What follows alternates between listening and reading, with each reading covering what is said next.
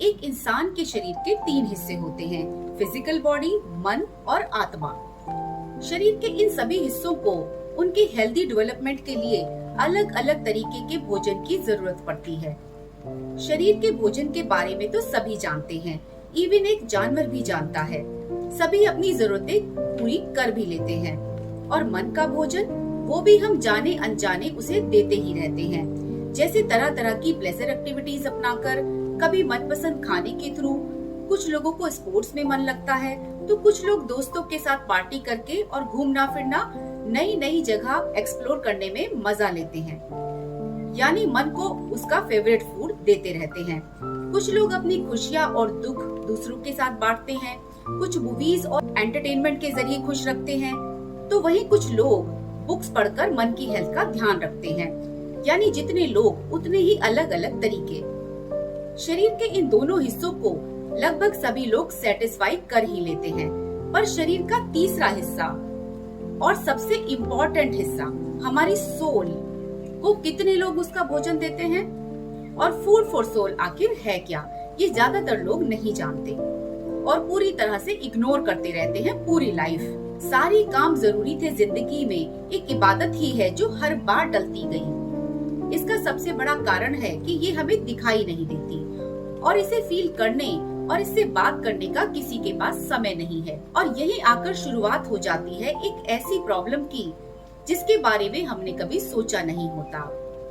और वो सबसे बड़ी प्रॉब्लम है माइंडसेट और मेंटल हेल्थ की इश्यूज। क्योंकि हमने आत्मा की हेल्थ पर बिल्कुल भी ध्यान नहीं दिया होता, तो एक टाइम के बाद वो दब जाती है हमारे इमोशंस और इच्छाओं के बोझ के नीचे। फिर हमारा ब्रेन भी डिसबैलेंस होकर रॉन्ग सिग्नल भेजने लगता है और इसका सबसे बड़ा इफेक्ट हमारी मेंटल हेल्थ और फिजिकल हेल्थ पर भी जरूर पड़ता है। आखिरकार शरीर के सभी हिस्से इंटरकनेक्टेड होते हैं। अगर किसी एक हिस्से में प्रॉब्लम आती है तो बाकी के हिस्से भी जरूर इफेक्टेड होंगे।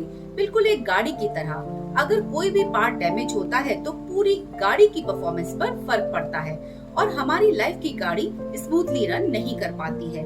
अक्सर जो चीजें हमें दिखाई नहीं देती, हम उन्हें इम्पोर्टेंस भी नहीं देते, जबकि सच्चाई ये है कि वही चीजें ज्यादा इम्पोर्टेंट होती हैं।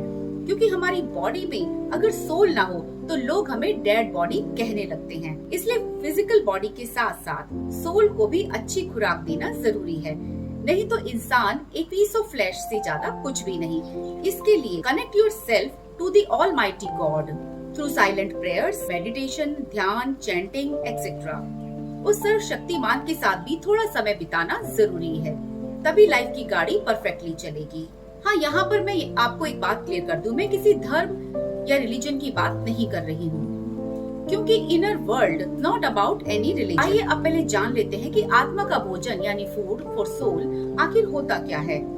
स्पिरिचुअल नॉलेज, अपनी खुद की सोल की एग्जिस्टेंस के बारे में जानना, इस दुनिया के क्रिएटर यानी कि सृष्टि के रचयिता को जानना, ऑलमाइटी गॉड के पर्पस को समझना कि मैं कौन हूँ, किस लिए हूँ, मैं यहाँ कैसे और क्यों आया, मुझे क्या करना है और पर्पस ऑफ लाइफ। और सबसे बड़ी बात, यहाँ का टर्न्योर पूरा करके मेरी सोल की जर्नी कैसी होगी और मेरी सोल कहाँ जाएगी। इसलिए 24 घंटों में से एटलीस्ट 1-2 घंटा अपने इनर वर्ल्ड में जाकर अपने आप से यानी कि अपनी आत्मा से बात करना भी उतना ही जरूरी है।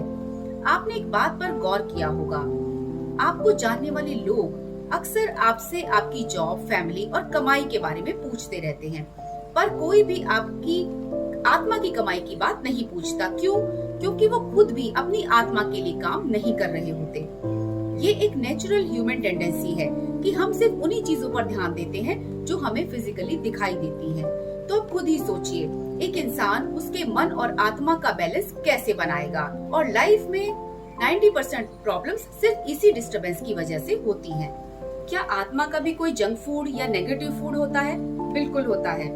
जैसे हमारा जो प्रेजेंट लाइफस्टाइल चल रहा है वो हमें तरह तरह के नेगेटिव फूड दे रहा है, जैसे न्यूज के जरिए, मोबाइल फोन के जरिए, सोसाइटी और आपके दोस्त रिश्तेदार भी आपको नेगेटिव फूड देते रहते हैं। न्यूज चैनल्स और सोशल मीडिया प्लेटफॉर्म्स तो जैसे नेगेटिव फूड का भंडार हैं। दिन रात 2 देशों के बीच की खबरें, लड़ाई की खबरें, घटिया पॉलिटिक्स की खबरें और धर्मों के बीच में गैप बढ़ाने वाली खबरें और तरह तरह के वल्गर और चीप टीवी शोज दिन रात हमें नेगेटिवली ग्रूम करते रहते हैं। भद्दे और अश्लील टीवी प्रोग्राम्स यंग जनरेशन के दिमाग को दिन रात करप्ट कर रहे हैं। ग्रोइंग एज के बच्चे उन्हें सच मानकर एक इमेजिनरी वर्ल्ड में जी रहे हैं। इसके लिए हम सभी जिम्मेदार हैं। याद कीजिए, आपने कब लास्ट टाइम भगवान, भक्ति, आत्मा, मुक्ति जैसे वर्ड्स यूट्यूब या अन्य सोशल मीडिया प्लेटफॉर्म्स पर सर्च किए थे? अगर ऐसे टॉपिक सर्च ही नहीं होंगे तो अच्छाई ऊपर आएगी कैसे? इसलिए ये बहुत जरूरी है कि अपनी सोल को जंक फूड से बचाएं। अगर आप इन सब बातों को अपनी लाइफ में अपनाएंगे तो definitely you will feed your soul as well. चलिए एक बड़ी प्यारी सी मोरल स्टोरी के थ्रू अपनी सोल की इम्पोर्टेंस को जानते हैं। एक राजा की 3 रानियां थी। पहली रानी उसकी फेवरेट थी, जिसका वो सबसे ज्यादा ध्यान रखता था। पूरा टाइम उसकी देख रेख और सजाने संवारने में ही लगा रहता था। दूसरी रानी से वो अपने मन की बात किया करता था। जब भी वो किसी दुख में हो या उसे मन बहलाना हो तो वो उसके पास चला जाता और वहाँ पर भी वो काफी समय बिताता था। पर उसकी तीसरी रानी को वो हमेशा इग्नोर कर दिया करता था। ना उससे कभी मिलने जाता और ना ही उसका ख्याल रखता। धीरे धीरे टाइम बीतता गया और एक दिन राजा काफी बीमार पड़ गया। उसे लगने लगा कि अब वो मरने वाला है। तो उसने सोचा, क्यों ना मैं अपनी पहली रानी, जिसका उसने जीवन भर बहुत ध्यान रखा, उसको अपने साथ ले चलूं। और उससे बुलाकर पूछा, क्या तुम मेरे साथ चलोगी? ये सुनते ही पहली रानी ने साफ मना कर दिया और बोली, सॉरी, मैं आपके साथ नहीं जा सकती। हमारा साथ बस यहीं तक था। और वो पहली रानी थी उसका शरीर, जिसने सबसे पहले उसका साथ छोड़ा। जबकि उसने पूरी लाइफ सबसे ज्यादा उसी पर ध्यान दिया था। अब राजा को बहुत बुरा लगा। तब उसे याद आया कि मेरी दूसरी रानी, जिसके साथ भी मैंने काफी समय बिताया है, उससे पूछा तो उसने भी साफ मना कर दिया कि सॉरी, मुझे भी आपके साथ नहीं जाना। अब आपके साथ मेरा दिल नहीं लगेगा। दूसरी रानी थी उसका मन, जिसको पूरी लाइफ खुश रखने पर उसने पूरी एनर्जी लगा दी। अब राजा बहुत दुखी हुआ। तब उसे अपनी तीसरी रानी यानी अपनी आत्मा का ख्याल आया। तो उसने पूछा, क्या तुम मेरे साथ चलोगी? आत्मा ने कहा, मैं तो हमेशा से ही आपके साथ रहती हूँ, बस आपने ही मेरा ही कभी ध्यान नहीं किया। पर फिर भी मैं आपके साथ ही जाऊंगी, मरने के बाद भी। तब जाकर राजा को अपनी आत्मा की इम्पोर्टेंस का पता चला। उसने सोचा, जीवन भर उसने बेकार की चीजों पर अपना टाइम वेस्ट कर दिया। खैर, ये तो एक मोरल स्टोरी है, पर यही हमारे जीवन की सच्चाई भी है। हम पूरी लाइफ उसी को इग्नोर करते रहते हैं, जो चीज हमारा सबसे ज्यादा साथ निभाती है, बिना किसी शर्त के। अब तक आप शायद समझ ही गए होंगे कि इशारा किस तरफ है। बहुत सारी प्रॉब्लम्स हमें सिर्फ सही चीजों पर ध्यान न देने की वजह से आती हैं। हमारा फोकस ही हमारी लाइफ की दिशा और दशा दोनों को तय करता है। यकीन मानिए, ये लाइफ का सबसे आसान काम है, जिसे हमने सबसे मुश्किल काम मान लिया है। लोगों को लगता है कि इसके लिए हमें बहुत कुछ छोड़ना पड़ेगा, लाइफ का कंफर्ट वगैरह। ऐसा नहीं है। सिर्फ थोड़ा सा माइंडसेट चेंज करने पर बड़ा सा बदलाव लाया जा सकता है। इस विषय पर कुछ लोगों ने बड़े ही खूबसूरत तरीके से अपने मन के भाव प्रकट किए। आइए जान लेते हैं। साहिब जी, जैसा कि परमात्मा ने वर्णन किया है, जैसा कि परमात्मा ने बताया है, इस शरीर के अंदर, इस जड़ शरीर के अंदर एक आत्मा है और एक मन है। जनरल रूप में संसार में मन आत्मा के ऊपर हावी रहता है। मैं ये कर लूं, मैं वो कर लूं, मुझे ये मिल जाए, मुझे वो मिल जाए, ऐसा हो जाए, वैसा हो जाए। ये जो भव संसार है, ये सब मन का है। आत्मा नीचे होती है, मन ऊपर सवार होता है। लेकिन यदि प्रभु चर्चा हो जाए तो उस परमात्मा को याद किया जाए, उस परमपिता परमात्मा को, पूर्ण धनी को, पूर्ण परमेश्वर को याद किया जाए, उसकी चर्चा की जाए, उस सच्चे ज्ञान की, उस सच्चे परमात्मा की, उस सत्य साहिब की चर्चा हो, तो सच्चे ज्ञान को जैसे ही शरीर के अंदर वो आत्मा महसूस करती है तो वो बढ़ने लगती है, वो आत्मा स्वस्थ होने लगती है। यही उसका भोजन है। जो आत्मा का खाद्य है वो सत्संग है, सच्चे का संग। उसे याद आ जाता है कि हाँ, मेरे परमपिता परमात्मा की चर्चा चल रही है, तो वो कहीं आसपास होंगे। और उस टाइम पे फिर वो जागृत होती है, तो आत्मा तो वो धीरे धीरे धीरे धीरे बढ़कर मन पे हावी होने लगती है। इस तरह से मन छोटा होने लगता है, आत्मा बढ़ने लगती है। और एक ऐसी स्थिति आती है उसमें कि वो आत्मा उस पवित्र ज्ञान की वजह से, उस सच्चे ज्ञान की वजह से धीरे धीरे मन से बढ़ जाती है। फिर मन नीचे हो जाता है, आत्मा ऊपर हो जाती है। और फिर आत्मा के अनुसार मन काम करने लगता है।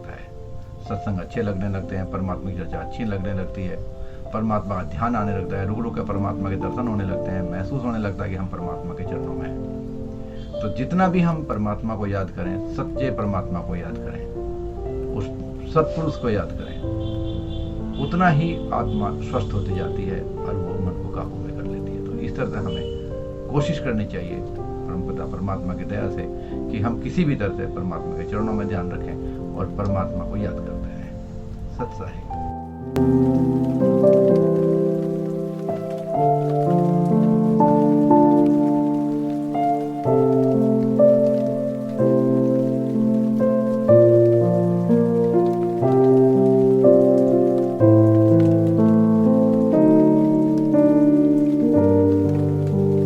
अगर आपको ये जानकारी अच्छी लगी हो तो कमेंट करके अपने विचार जरूर मेरे साथ शेयर करें। मिलते हैं नेक्स्ट वीडियो में। टिल देन नमस्कार।